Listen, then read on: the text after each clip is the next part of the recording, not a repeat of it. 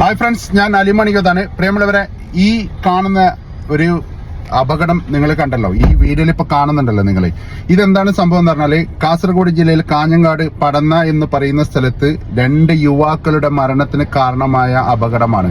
കാരണം ഇപ്പം നാഷണൽ ഹൈവേകളുടെ ഒരുപാട് പണികൾ നടക്കുന്നത് കാരണം ചില റോഡുകളിൽ 1 വേ അല്ല 2 വേ ആക്കിയിട്ട് മാറ്റിയിട്ടുണ്ട്.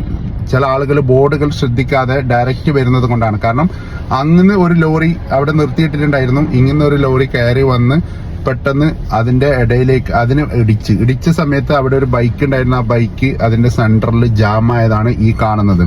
അപ്പം ഈ നാഷണൽ ഹൈവേന്റെ ജോലി നടക്കുന്ന സമയത്ത് ഒരുപാട് ആളുകൾ ശ്രദ്ധിക്കേണ്ട കാര്യങ്ങൾ, പല സ്ഥലങ്ങളിലും 2 വേ ആണ്, അവിടെ 1 വേ ആണെന്ന് കരുതിയിട്ട് ബോർഡുകൾ ശ്രദ്ധിക്കാതെ പോകരുത്. കാരണം അമിതമായ വേഗതയിൽ പോകുന്ന സമയത്ത് ചില സമയത്ത് നിങ്ങൾക്ക് ബോർഡുകൾ ശ്രദ്ധിക്കാൻ വേണ്ടി പറ്റില്ല എന്ന് വരാം. ഇപ്പൊ നമ്മൾ തന്നെ ഡ്രൈവ് ചെയ്യുമ്പോൾ പല സ്ഥലങ്ങളിൽ നിന്നും ഇത് കാണാൻ സാധിക്കുന്നുണ്ട്.